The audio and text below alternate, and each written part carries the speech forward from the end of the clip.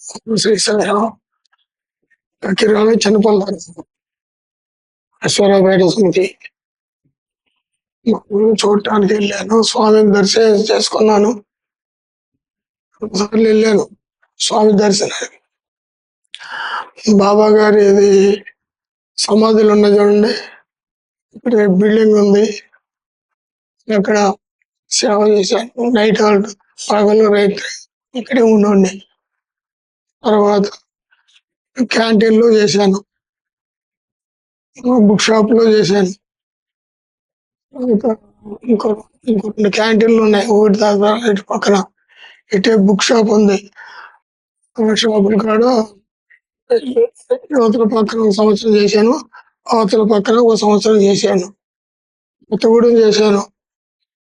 సేవ అంటే మన మంచినీళ్ళు అవి ఎత్తుంటే ఏమన్నారు, టీలు టిఫిన్లు బిస్కట్లు అవి ఏమన్నారు. ఒక చాటు కూర్చొని వచ్చేవాళ్ళని చూడమన్నారు. పాల్వంచడం కూడా అంతే చేశాను. భద్రాచలం కూడా ఆ రకంగా చేశాను. సంవత్సరం భోజనాలు వడ్డించే కాడ వడ్డించమని చేశాను. ఏదో మీటింగ్ ఉందంటే రమ్మంటే వెళ్ళాను. అక్కడ మీటింగ్ చెప్తున్నారు.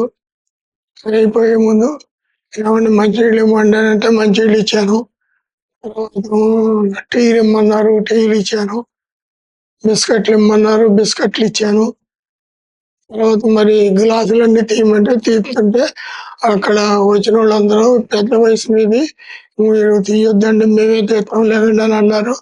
కొన్ని నేను కొన్ని వాళ్ళు ఇచ్చారు, తీసుకెళ్ళి బయట పెట్టాను. గంగారం అటు రమ్మన్నారు, ఎల్లుండి.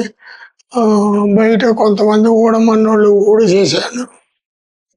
సేవలు ఏం చెప్పలేదండి నాకు. మామూలుగా అక్కడికి భజన ఉంది రమ్మన్నోళ్ళు, భజనకి వెళ్ళండి.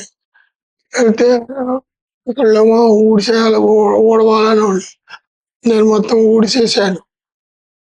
అదండి స్వామి అంటే. మా తాగేటోళ్ళు ఉండేవాళ్ళు. వాళ్ళు మేము పట్టుపట్టు వెళ్తాను, మీరు కూడా వస్తారా అంటే వెళ్ళండి అన్నమాట.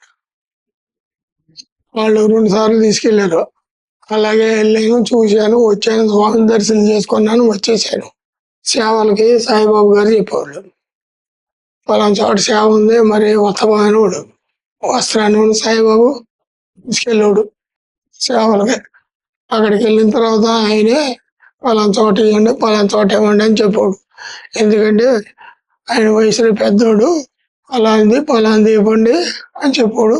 అలాగే ఇచ్చారు. అదండి రథం వచ్చినప్పుడు నేను ఎక్కడంటే ఇక్కడ కొత్తదంటే ఇక్కడ కాదు, అక్కడెక్కడ ఉంది, ఇటే మన మిల్లు దగ్గరలో పెట్టారు, అక్కడ పూజలు అవి చేశారని అని చెప్పారండి.